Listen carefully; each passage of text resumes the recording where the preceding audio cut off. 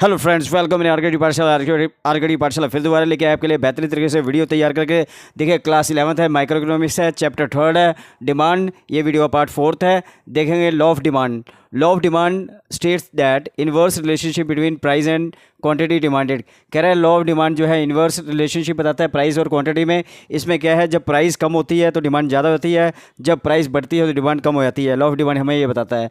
Then assumptions of a law of demand. इसके assumptions क्या हैं, देखिए। Price of substitute goods do not change. इसमें प्राइस जो है सब्सटीट्यूट गुड्स का जो है चेंज नहीं होता। Prices of complementary goods remain constant. जो कॉम्प्लीमेंट्री गुड्स होती हैं उनके क्या है, प्राइसेस जो कांस्टेंट रहते हैं, सेम रहते हैं, ठीक है।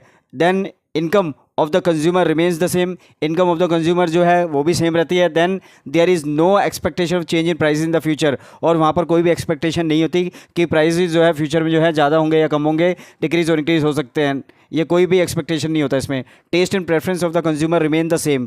टेस्ट एंड प्रेफरेंस जो उनका है, चॉइस जो है वो सेम रहती है इसके अंदर। Then reasons for law of demand. Reasons क्या है लॉ ऑफ डिमांड के?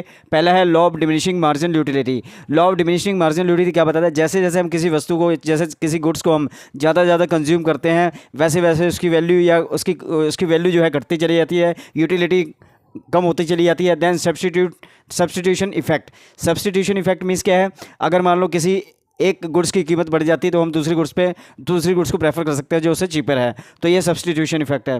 आगे है इनकम इफेक्ट। इनकम इफेक्ट क्या करता है कि जैसे कोई मान लो क्या है कि कोई गुड्स की प्राइस जो है कम हो जाती है, तो क्या हम उसको ज़्यादा क्वांटिटी खरीद सकते हैं, ज़्यादा क्वांटिटी खरीद सकते हैं।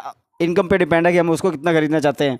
एडिशनल कस्टमर्स जब हो सकते हैं जब या तो प्राइस जो है गुड्स की कम हो जाती है, ठीक है, कीमत घटेगी तो क्या है, कस्टमर्स बढ़ेंगे। देन डिफरेंट यूजेस मीन्स क्या है, जैसे कि अगर मान लो मिल्क है, मिल्क से डिफरेंट यूजेस में होता है, जैसे चीज़ बनता है, कर्ड बनाते हैं। तो अगर इसकी प्राइस जो है बढ़ती है तो इसकी क्या है, डिमांड जो है कम हो जाती है, अगर घटती है तो इसकी डिमांड जो है बढ़ जाती है। I hope you will like this. Thank you very much.